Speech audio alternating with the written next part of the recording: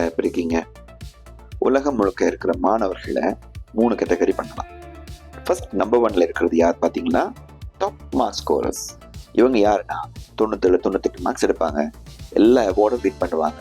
இவங்களை பார்த்தீங்கன்னா வெளியில் வரும்பொழுது படித்து முடிச்சிட பொழுது டாக்டர்ஸாக இருப்பாங்க, இன்ஜினியர்ஸாக இருப்பாங்க, ஏன் காலேஜ் பிரின்சிபலாக இருப்பாங்க, நல்லா சம்பாதிப்பாங்க. 2வது கேட்டகரி ஒன்று இருக்குங்க. இவங்களை மாதிரி டாப் மார்க் ஸ்கோர் பண்ண மாட்டாங்க, ஆனால் ஃபெயில் விட மாட்டாங்க.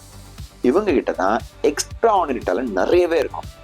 எழுதுவாங்க, பாடுவாங்க, டான்ஸ் ஆடுவாங்க, ஏன் ஸ்போர்ட்ஸ் அத்லெட்டிக்ஸ் எல்லாம் நிறைய பண்ணுவாங்க. இவங்க கிட்ட நிறைய திறமை குடியிருக்கும். இவங்க எங்க போனாலும் பிழைச்சிப்பாங்க. இவங்க சம்டைம் இந்த ஃபர்ஸ்ட் கேட்டகரியை விட ஜாஸ்தி பணம் இவங்க சம்பாதிக்கிறதுக்கு நிறைய வாய்ப்பு இருக்கு. 3வது கேட்டகரி ஒன்று இருக்கு. அவங்களதான் பார்த்தா பரிதாபமா இருக்கும். படிக்கும் பொழுது அவங்க டாப் மார்க்ஸும் எடுக்க மாட்டாங்க, இந்த மாதிரி ஸ்கில்ஸ் பேஸும் இருக்காது. எங்கேயோ ஓதமா ஒதுங்கி தான் இருப்பாங்க.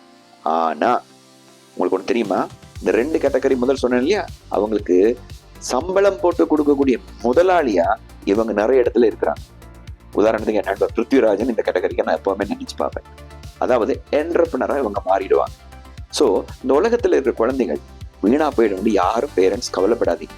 எல்லாருக்கும் ஒரு திறமையையும் ஒரு வாய்ப்பையும் ஆண்டவன் கொடுத்தா அனுப்புறாங்க. நம்புங்க, நல்லதே நடக்கும். Have a nice day.